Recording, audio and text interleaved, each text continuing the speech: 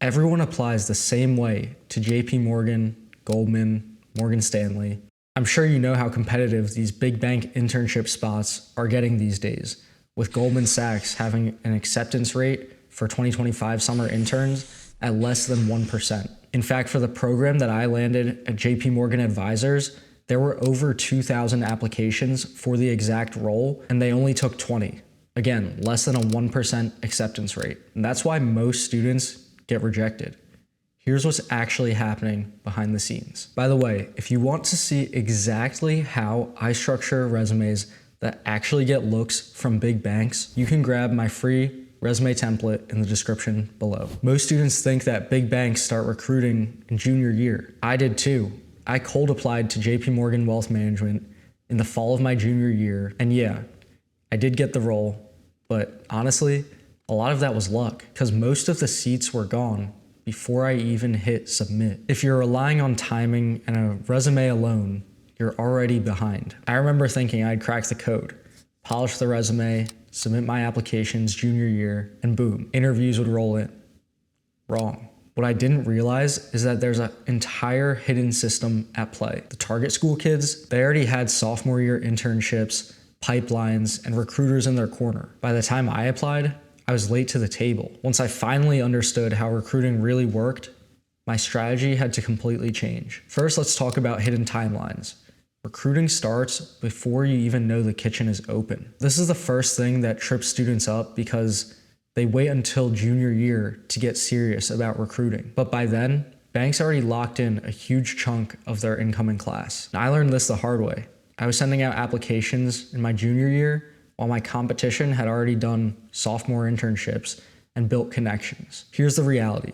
Freshman year, you should start building your base, joining finance clubs, learning basic skills, and having a strong GPA. Sophomore year is networking season. That's when target school kids are getting real experiences. And applications, they open as early as sophomore year for junior year summer internships. So if you're waiting until junior year, you're playing catch up against students who started 18 months earlier. While it's fairly well known that the investment banking pipeline starts super early, like this accelerated schedule, recruiting in sophomore year for you to land your junior year internship, it's not necessarily the same in other areas of the finance industry like wealth management or sales and trading, where the timelines are pretty much aligned to your college schedule. So the junior year internships will open up maybe the summer before junior year, and we'll be recruiting throughout. However, that doesn't mean you should be waiting until then to start on your applications. Starting on your applications in sophomore year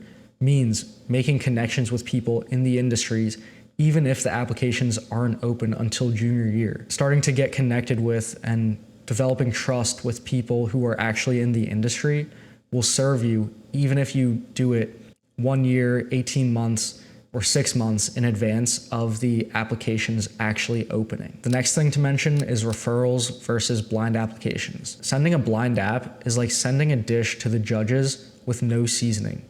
Forgettable. I'll be honest, I got pretty lucky with a cold apply at JPM, but I learned quickly that luck doesn't scale. When I was recruiting for full-time during my senior year, after my junior year summer, the real difference wasn't submitting more applications, it was referrals. And here's why. When a recruiter reads your name attached to your application, you're no longer just a random resume in the stack of thousands. You're a candidate who someone vouched for.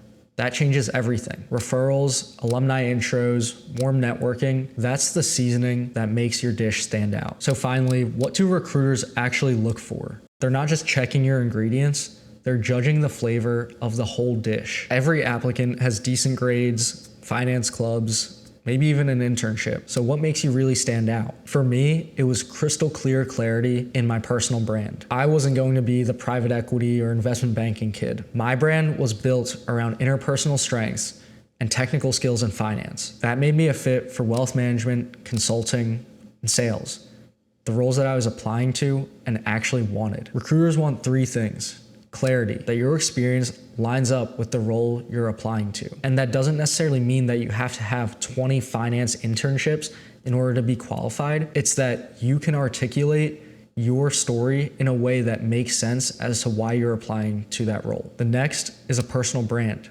a story as to why you belong in this lane. And third, is results, not a list of tasks. They want to see action plus result bullets on your resume. If you nail those three, you've got a real shot, even without coming from a target school or having the perfect background. If you want to go a layer deeper, check out this video here. It's the perfect next step to understanding why blind applying doesn't work in this job market. Let's cook. We'll see you over there.